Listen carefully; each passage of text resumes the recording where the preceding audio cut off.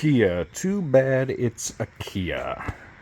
What's up, everybody? I've got a 21 Kia Telluride in for a P0456, very small EVAP leak code. This one got a new gas cap from Kia, which still didn't fix it. Customer always also said that they had filled it up and got a fuel smell from it.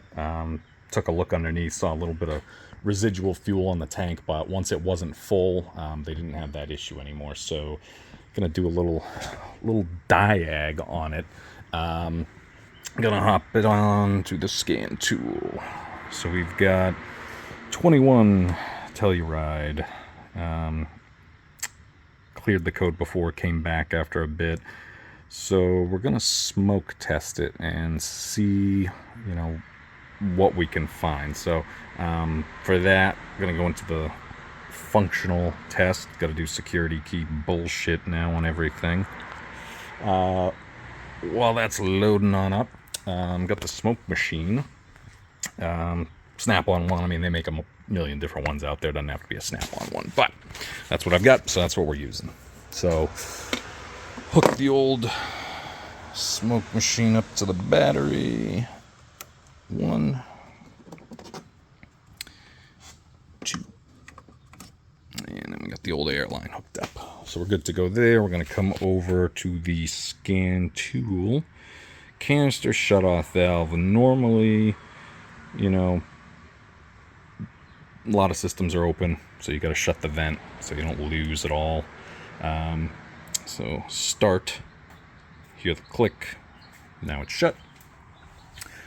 And then there's no test port really, so what I do on these, undo this hose from the purge here, hook up smoke line to that, give it some power. Right now, leak bubbles way up top. It'll start to kind of settle down once the system fills up a little bit, or it should anyway. I mean, if it stays up there, you got a hell of a leak. But we're gonna fill it up just to kind of give you an idea of how this test works. We're sending smoke through the system, through that line, back to the tank. It's gonna fill up the tank. You can see he's kind of jumping around there, and it'll just keep pumping smoke. So we don't really need anything else on this right now. I'm just looking for any obvious leaks, which I can tell you right now because I did this already. Didn't find any under the car. So what I did was I came under here. You got to move, push that in, move the front seat forward. There's an access panel for the fuel pump, which is nice. We know there was a leak at the top of the tank. So we're going to open it up here. Like I said, I already did this, so bear with me. 4 screws takes this cover off. 1, 2, 3, 4. Just pull this guy up out of the way. 4 screws, take it off. Now you have access. This is the fuel pump, the module, all that bullshit. Now I don't know if you can hear this, but with the system pressurized, you could hear a leak, right? Now, I don't see any smoke still anywhere around here, but what is common on these is getting a leak underneath this metal lock ring, the edge of the pump. The top of the pump's plastic, and this car's got about 100,000 miles on it, 5 years old, so not too old. But what'll happen is plastic gets brittle, starts chip and crack and different things as it heats up and expands over time. So in this case, what I did to kind of pinpoint the leak is, while the system's pressurized with all that smoke, I can hear this leak, and so I start, when I put my there it is, start spraying soapy water all around it, just kind of like if you were trying to find a leak for a tire or something like that, right? And as I'm doing this one's kind of empty, so I'm getting kind of fucked on this, huh? Let me get some more for you. All right, we're full. So now start spraying all around, right? Just get all around the top here. Spray it all around. Get it nice and soaked.